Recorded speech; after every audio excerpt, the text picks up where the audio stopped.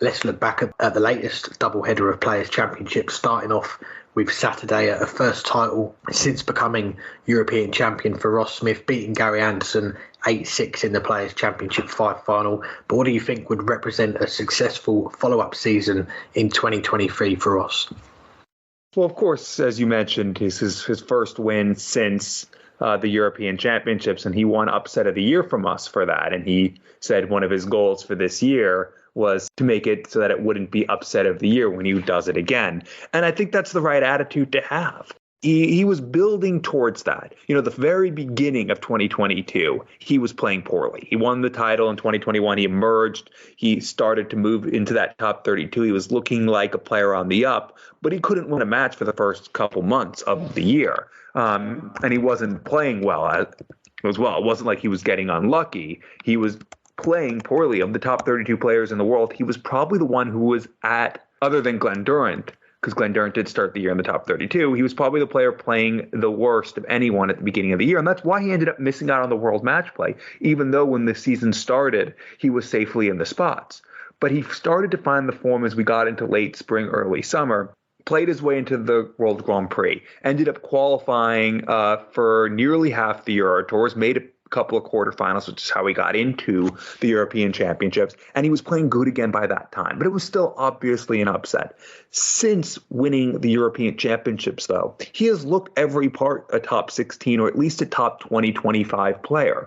And he's been consistently doing that. So far this year in Players' Championships, he's 18th in averages, ahead of the likes of Michael Van Gerwen, ahead of the likes of Damon Hedda, one of the players who we thought was going to be ready to win at the European Championships, but didn't. He's been playing at near that top 16 level. Obviously, at the World Championships, okay, he ran out of steam, and we'll get to the player who knocked him out in the next question, Dirk van Dijvenbode. He did run out of steam the last couple legs of that marathon match that went to the tiebreak, but he was absolutely brilliant that entire tournament, including that match. He's been off to a pretty good start this year as well. Ross Smith looks a top 16 player. Guess what? Having won that title, now he is. What does he do for an encore? I think he has to keep winning titles. Winning the Odd Players Championship event isn't going to be enough. This was, it's now 3 years in a row he's won a title, but it's only one title a year. That Players Championship in 2021, his breakthrough, the European Championship last year, and now this one.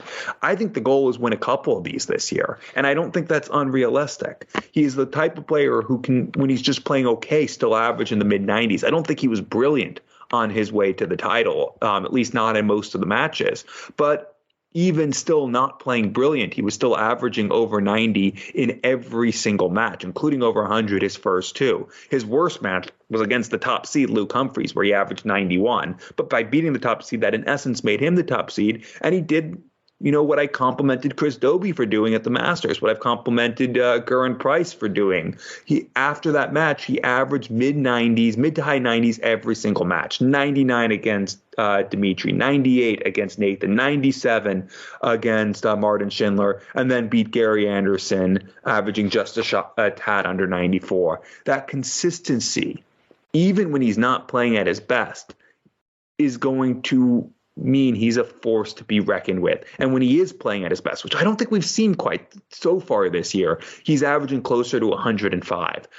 I think that's now the goal, is to more often play at his best. He's obviously shown that he can play his B game or his A- game and win a title. That was the key thing to come out of Saturday. It's now being able to more often bring that A game, like he was doing on television at the end of last year when he was looking like one of the best players in the world for some time. And it would be a successful follow-up. Maybe he doesn't have to win another major, although obviously that's his mindset and that's his goal, and that's a good mindset and goal to have. But to make sure that it isn't just the one title of 2023, it's the two or even the three. Win another Players' Championship, win a title on stage, whether it's a Euro Tour or another major. I think that makes it a successful year. Aim for 3 titles this year, wherever they are. Doesn't really matter. It's still a year of growth if he can get multiple titles. Yeah, I think that's a fair assessment. And as you said, with the rankings, Ross Smith is now in the top 16 at the start of the season.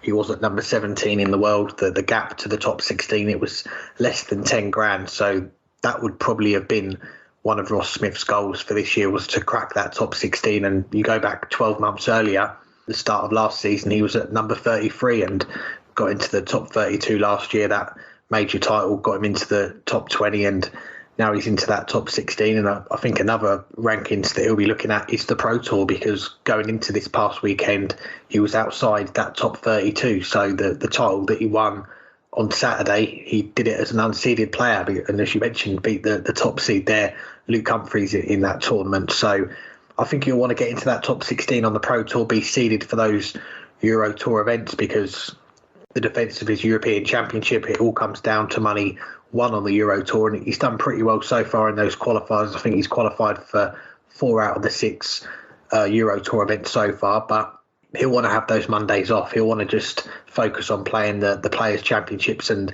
head back on Sunday, not have to worry about playing on the Monday. So I think he's up to number 22 now on that Pro Tour list, and looking at the race for the next lot of seeds for the Euro Tours 9 and 10 later in the year, he's at number 17. So at that time of the year, he's going to be in with a real shout of being a seed, because you're going to see players in that top 16 perhaps not enter those tournaments. And even getting into that top 16, he's very close to Andrew Gilding, who's in that 16th spot. So he's in a good position with that title that he's won at the weekend. And I think a lot of it this year is going to be how high he can go in the rankings overall, because the rest of 2023, he's not going to be defending a lot of prize money from 2 years ago. I think it's less than £90,000, and you compare that to the rest of the top 16, that is the least amount of money to defend. And Dirk is next on that list with 94 grand. So I think a successful follow-up 2023 for Ross Smith, it is going to be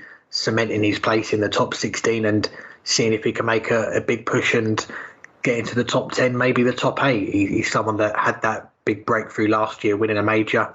As you touched on, winning our upset of the year. He was also nominated for Performance of the Year because of just how well he played that weekend. He was a well-deserved winner, one of the most unlikely winners of a major we've seen in recent times, but take nothing away from him, it was a fully deserved victory for him to get that title. And he was in the conversation for the Premier League and as a major winner, but I think the early exits he had in the last 3 TV events after that probably did cost him in the end. But he is an entertaining player to watch. The 180s, he's right up there with one of the best 180 hitters in the game. I think his pace of play as well, he's not the fastest player, but he throws at a pace I feel that's quite watchable, and it gels quite well with a lot of other players. So he missed out on the back-to-back titles at the weekend, despite averaging 106 in that game with Luke Humphries on the Sunday. But yeah, I think he'll be pleased. He's got a title under his belt already this year.